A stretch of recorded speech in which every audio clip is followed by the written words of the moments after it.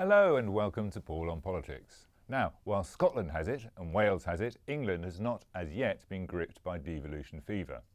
But with the creation of the Northern Powerhouse, a debate about whether Kent and Medway should bite the devolutionary bullet seems to be stirring in our town halls. Clandestine meetings between council leaders across Kent are taking place about possible mergers and breakaways that could, if they can ever reach an agreement, represent a very significant shake-up in the way councils are run.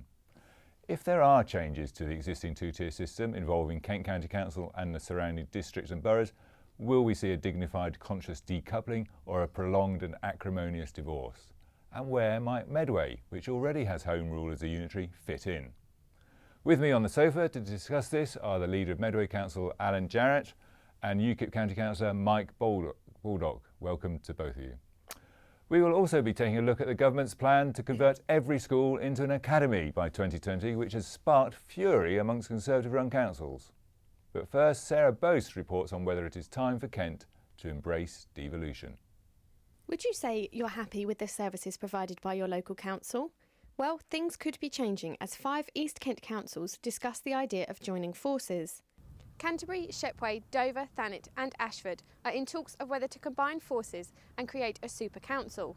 If plans go ahead, they could become a unitary authority or a combined authority, which would be in charge of all local services. Medway, Dartford, Gravesham and Maidstone could also team up to find a new way of delivering services. They'd cover things such as buses, housing and bin collections. It could be the biggest shake-up of local government structure for decades. It actually probably would help with getting roads done, potholes sorted, and all the things that people are worried about. The detail is the worry bit, but, we've got to get that right. If we don't get that right, it's going to go horribly wrong. It really will be. It won't be in favour of anybody, really. But some feel it's a waste of time and could be a setback. But do people think things need to change? Are you happy with the local services? No, I've got potholes in my road and I pay £1,800 a year. Yeah. What would you like to see done about that then? Fill the holes in. Good answer. And what do you think of them creating a potential super council?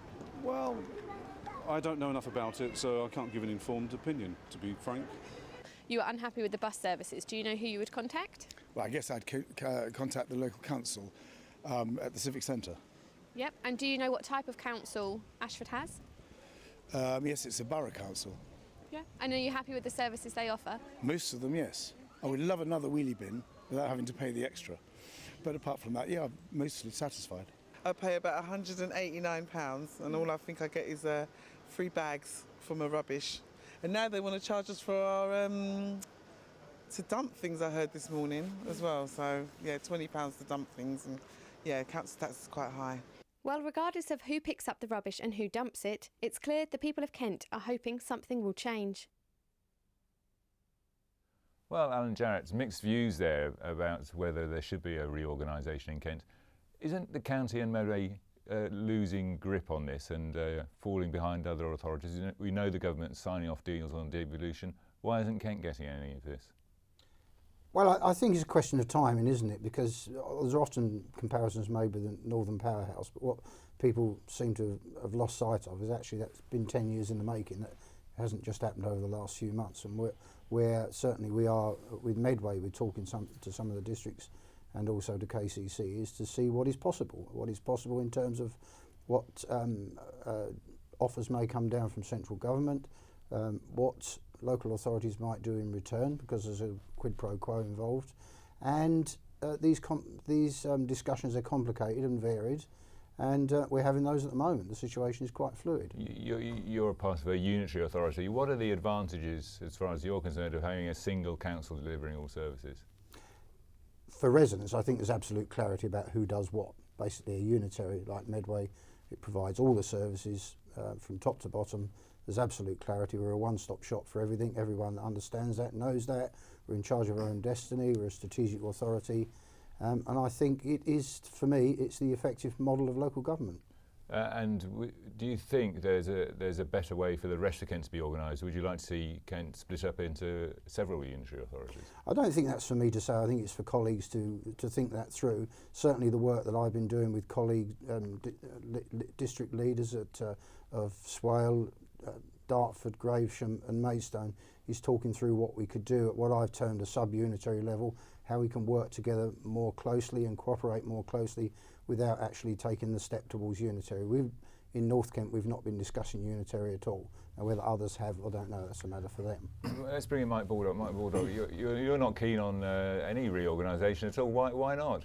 I think that the current system works well. I think that when you go to unitary, each individual, the ratio between residents and councillors becomes too big. At the moment, you have districts which can have councillors that know their patch well, but have to look after the areas.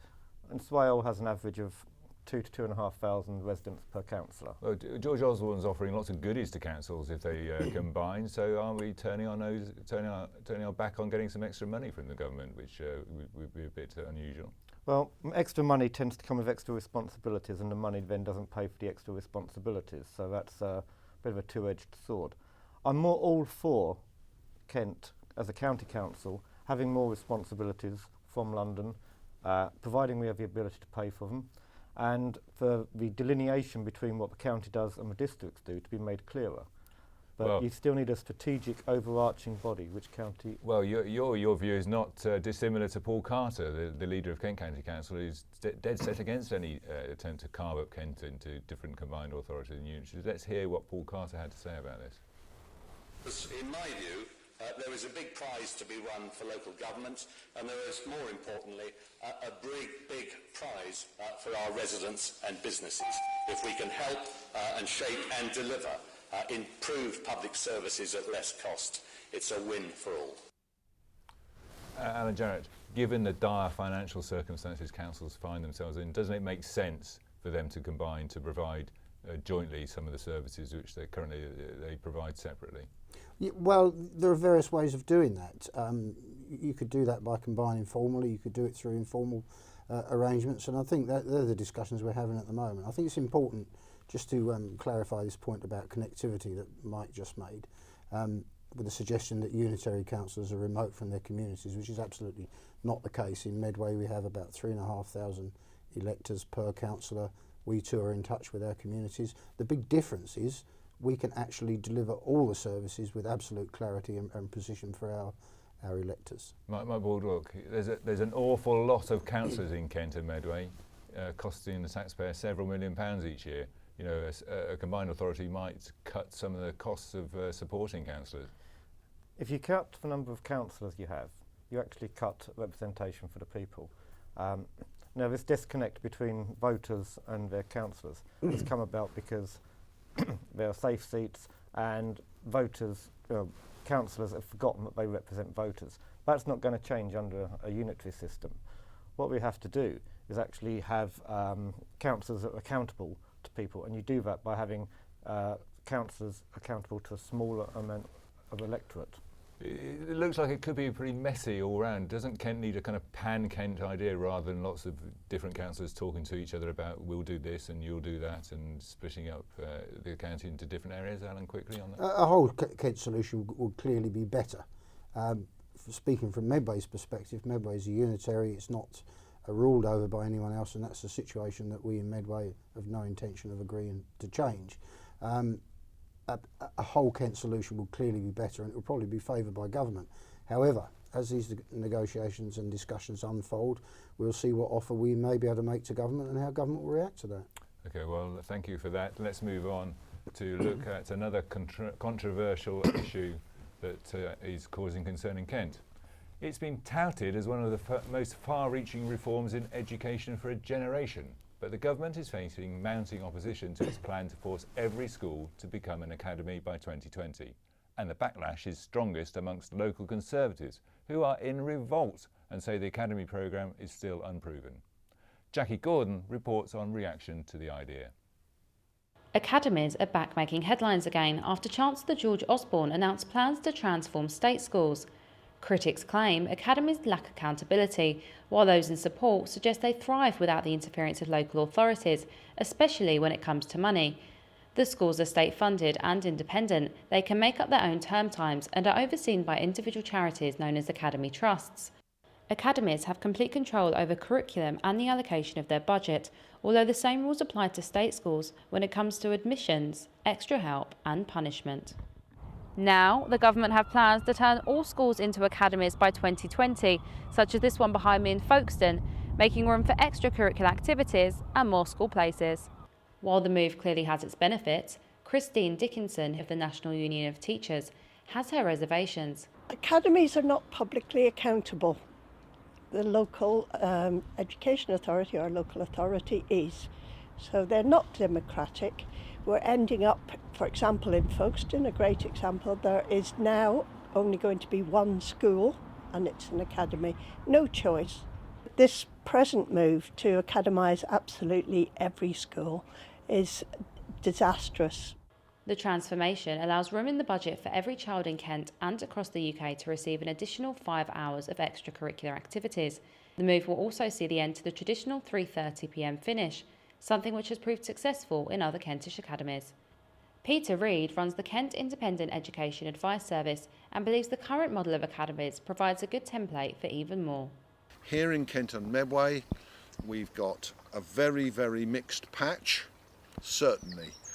2 academies have closed because of poor standards, others are struggling, but we've got some very good ones. So there is a case to be made for academies and for schools having the choice to become academies where it makes sense. This is Jacqueline Gordon in Folkestone for KMTV. Well, Alan Jarrett, Nikki Morgan, the Education Secretary, singled out Medway when she made this announcement, saying that it was morally wrong and economically self-defeating for so many children to be let down by the school system. Isn't the solution to turn schools into academies and freeing them from the dead hand of local authorities? I don't think that's sweeping assumption is right at all. And the example I would give you, in Medway we have some very good academies, and in Medway we have some academies that are not so good. And our last Key Stage 2 results showed that academy performance lagged behind LEA school performance by 9%. We have this morning heard an announcement for a free school, which is de facto an academy, in Medway, which has failed its Ofsted on all counts. So academies, full academisation isn't a panacea. It has potential. It has potential to do good things. But I think the problem for me, leading an upper tier authority, is the interaction between the academisation programme and local government responsibilities, and I think that's not clear. It seems at the moment to me to be unfair on local authorities, expecting us to take responsibility but actually taking away all our tools, and those tools being how schools are run. But isn't it, it's about power? You don't want to relinquish your control over schools. That's just the nature of politics, isn't it? You don't like the idea because you won't be able to control them. Not at all, not at all. One of the duties of an elected member is to do their best for the people they represent. And our aim is to give our children the best start in life. And whether that means academies or LEA schools, really we are not fussed. What I am concerned about is how this will work in practice. The absolute clarity about the role of local authorities. For at the moment, local authorities are responsible for school improvement, but have no locus over academies. For the future, the government are saying that local authorities won't be responsible for school improvement, but will be responsible for school admissions, notwithstanding the fact that we have no say over what the schools will be doing in the future. So there's the conclusion from that is, how is this going to work in practice? And my worry for Medway's children is that it won't work well in practice. Mike Baldock, UKIP's very keen on this sort of thing, isn't it? Giving schools greater freedom, autonomy and independence, and not having the state interfering with it. But you don't think it's a good idea at all? No, I think it's quite odd that a Conservative government is going down a one-size-fits-all approach that we used to associate with Labour. Alan's right, it's not a panacea. What I would dispute what you said was when you suggested it's politicians that are trying to hold on to their power. On the contrary, it's about the people having power. At the moment, if you're not happy with the education system, the way your local schools are run, you can vote the politicians out. Yes, but you can only do that once every 4 years. You can't do it. You know, if your school is failing and you want something done about it, you're not going to be satisfied if someone says, well, don't worry about it because in 3 years' time you can have a vote in the council election. You ain't ever going to get a vote on who runs the academies. No, you won't. What about the checks and balances? Because that does seem to be a genuine issue around about oversight and scrutiny in this plan. Presumably you think there won't be any. And it's excuse me, and it's continuity of approach, and I just worry that with academies being able to set their own admissions, their own curriculum, how that is going to work going forward in terms of that continuity of approach, in terms of the outcomes we want for our children. We want our children to leave school the best possible outcomes, and I question how that can be done with such a fragmented approach. There's a bit of a blue on blue argument going on here, Alan, with you taking on your political masters at Westminster, if you like. How far are you prepared to go on this? I've expressed my views. I'll continue to express the views that that I hold. Who's going to blink first, you or Nicky Morgan? Who's going to blink first, you or Nicky Morgan? It's not a question of blinking, is it? The government are the government, and they will dictate policy. We will carry out that policy, but at the same time have the right to express concerns, and that's what we're doing. And we'll continue to express concerns until those concerns are satisfied. UKIP councillor Mike Baldock, are you joining forces with the Tories on this? Are you presenting a united front? I think all the parties feel pretty much the same. It's all part of this government's attack on local authorities. They're taking away the responsibilities and powers of local authorities, and they're taking away the ability for local authorities to actually raise the money that they might need in order to carry out those responsibilities. So it's just part of a package that we're seeing. Well, I think that's all we've got time for today on this programme, but thank you to our guests for coming into the studio. We'll be back soon. In the meantime, catch up with all the political news by following me on Twitter @PaulOnPolitics. Have a good day.